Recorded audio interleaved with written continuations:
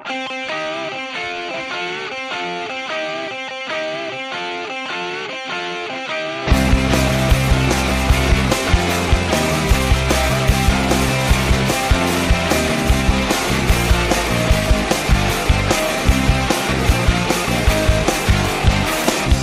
strano se sfiorandomi riemergerai dal buio. Riposa un po', mia cara Belle, il tuo regno sai non brilla più.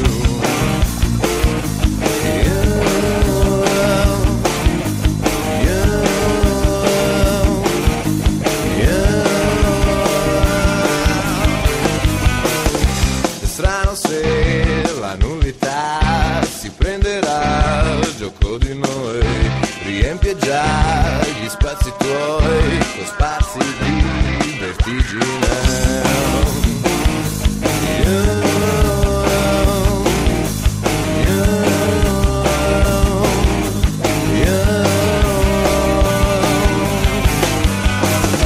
Non era semplice stringere aria e vento, non era semplice spegnerli e poi salvare te, non era semplice scendere da dove tu non puoi.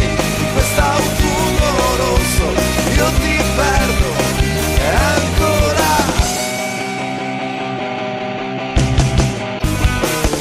È strano se la nullità si prenderà il gioco di noi, riempie già gli spazi tuoi con spazi di vertigine.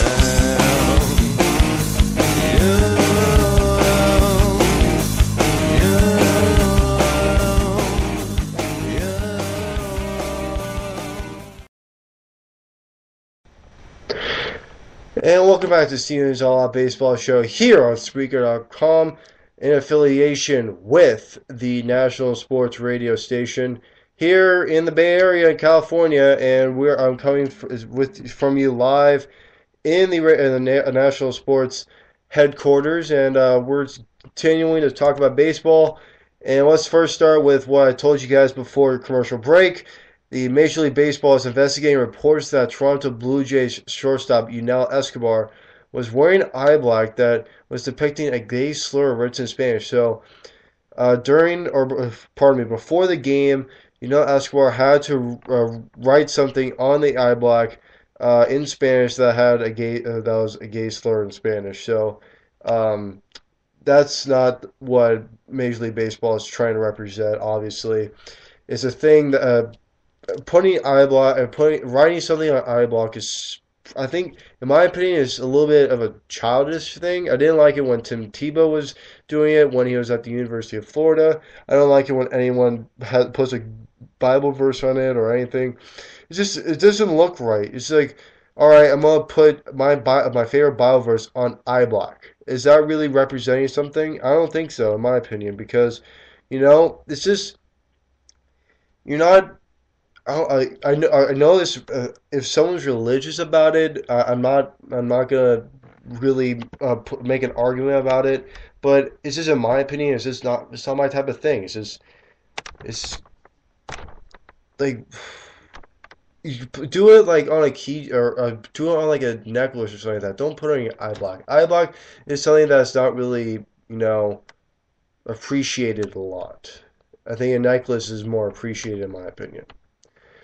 So let's go to some other news. Let's start with some injuries. Injuries. And let's start with the big one, probably. A lot of people would be affected by this. Los Angeles Dodgers left-handed pitcher Clayton Kershaw, the Cy Young winner from last year, he is injured. He has injured his right hip. He's been dealing inflammation in that right hip for a little while. And he's actually out indefinitely because of the hip, and also he's been having arm problems. He's going to go to New York. He's going to have an appointment with a hip specialist, and he will join the Dodgers in Washington after that. So he'll be with the team, but he is going to be sitting on the bench possibly for the rest of the season. But even though, still the Dodgers, they have a very slim chance to make it to the playoffs. from ESPN.com, it looks like their chances of making the playoffs is about 16%. That's not in their favor a lot. So you have a problem in that. Well, it's I think since the Dodgers are 7.5 back, the Giants magic number is 9, and it looks impossible. Not really impossible. It is highly unlikely that the Dodgers will make a big push and possibly knock off the Giants. They have a possibility of going to the wild card. I think they're like 3 games back or 2 games back in the wild card. But still, you got the Braves, you have the Cardinals, you have the Pirates. You have those teams that really do need it, especially the Pirates. Pretty much the Pirates haven't been to the playoffs since '92. The last year they had Bonds, so I think the Pirates are going to be the team that will need it most, and I think that the Pirates won't make it, though. I think that the Braves and the Cardinals will make it to the playoffs as the wild card slot. And let's go to one more, or let's go actually to 2 more injury reports before we go to some questions off my phone. You guys can still texting questions, or you can put questions on the chat board. The number is 650-315-6543. Carlos Stanton. This isn't the first time he's been injured. This is an oblique strain that he suffered on Monday against the Braves. So he's going to get a day off, and it's a strained muscle in his side. It's been a injured year for Stanton as he was severely injured near the All-Star break. Since he was injured, he couldn't participate in the Home Run Derby. Remember that? But Stanton, he's 8 home runs shy of matching Gary Sheffield's single-season team record of 42 home runs. So, and Carlos Stanton, he's at 34 now. So, obviously, 8 will tie the record. This is really this isn't good for the Marlins because they're now in a rebuilding stage since trading away Hanley Ramirez and Anibal Sanchez and those guys. It's a rebuilding stage now. Just 1 year after getting the new logo, the new manager, the new shortstop, the new closer, the new stadium. It's just a terrible season for the Marlins. Everybody expected so much out of the Marlins, and it's just been downhill. It's been downhill. It's just been nothing but terrible. The dead last of the American League East, and I feel bad for the executives, thinking that they're gonna have such a fun-filled season, and they're gonna make it to the playoffs. They might even make it to the LCS, but look at them; they're in dead last like they've always been. So nothing changes in South Beach. And lastly, the last injury report before I go into some questions on my phone. Alex Avila, he was in the collision, in a very bad collision with Prince Fielder while chasing a foul ball on Sunday. He was out of the starting lineup on Monday against the White Sox after what happened. Avila and Fielder converged on the foul ball near the first base dugout in the 6th inning at Cleveland, and then Fielder's elbow hit Avila in the jaw. That sent Avila stumbling backward before he fell to the ground. The Tigers would lose that game yesterday, 7-6. This is actually good news. What Jim Leyland says, the Tigers manager. Leland said that he'll be available to play or pinch hit in Monday's makeup game against Chicago. Detroit is down 2 games to Chicago currently in the American League Central.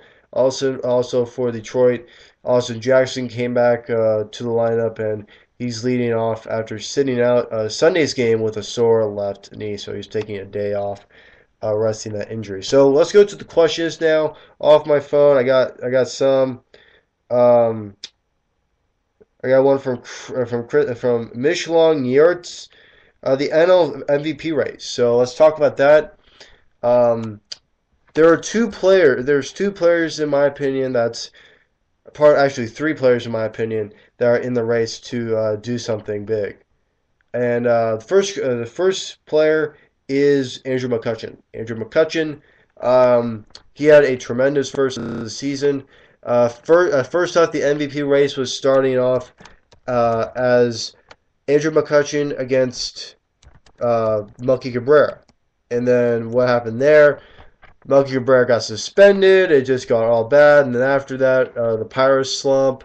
And at the same time, McCutcheon slump. So it's not good at all. But Melky Cabrera, even though he's suspended, he still leads the league in hitting. So he's batting 346. He has the um, Melky. He's at the border of making enough at bats for himself to be the number one batter in the league. So first player was Andrew McCutcheon. He's fallen off the mat a little bit. He's batting 343. He has 28 home runs, 88 RBIs. He's gotten a lot of walks. The problem with McCutcheon, he strikes out a lot. He has 114 strikeouts this year. That's close to one a game. That's not something you'll want to hear about a lot, but that's the game. He strikes out a lot. He has 531 strikeouts. That means he strikes out 20% of the time he's up. So that isn't good if you're the Pirates, especially if you're a team that hasn't made the playoffs since '92. So you gotta take care of that during the offseason. I don't think Pittsburgh, like I said earlier, is going to the playoffs.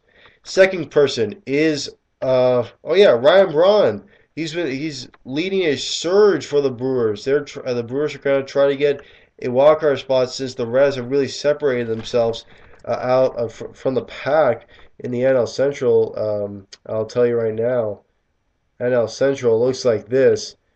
Um, Cincinnati has the best chance of clinching a playoff spot first. Their magic number is 5.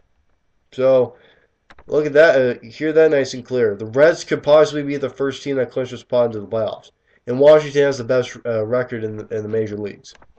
Mainly because Cincinnati's up 11 games to St. Louis. The NL Central is not very that good. St. Louis, they've had a shaky season. They had a very bad first half. They've really been coming back of late. Actually, I'll take that back.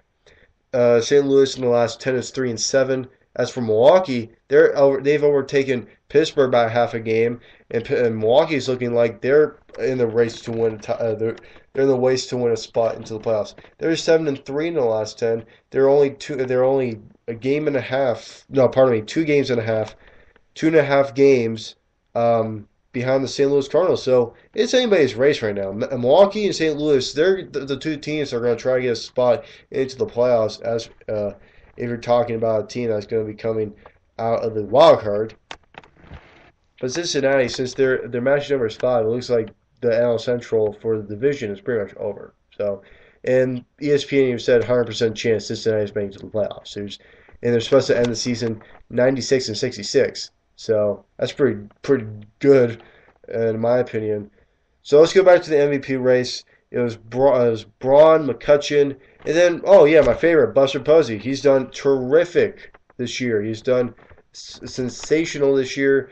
He's batting 333. His batting average, I think, is number one ever since the so batting average after the All-Star break, he's number one. He's batting 333, 22 home runs, 93 RBIs.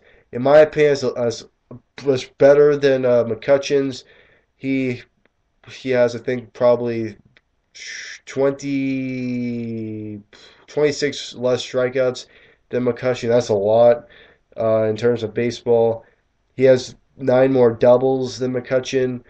So the race is now Posey against Braun. And in my opinion, I'm going to give my vote to Buster Posey. He has a higher batting average. Braun, so he has 40 home runs this year. A lot of people are saying that. Oh, he has 40 home runs and over 100 RBIs. MVP. Not to really think about that. Buster Posey doesn't even play a lot. He's a catcher. And if he doesn't play a lot, he doesn't really play first base a lot. So he takes a lot of days off. And Ryan Braun has 538 at-bats. Buster Posey has 483.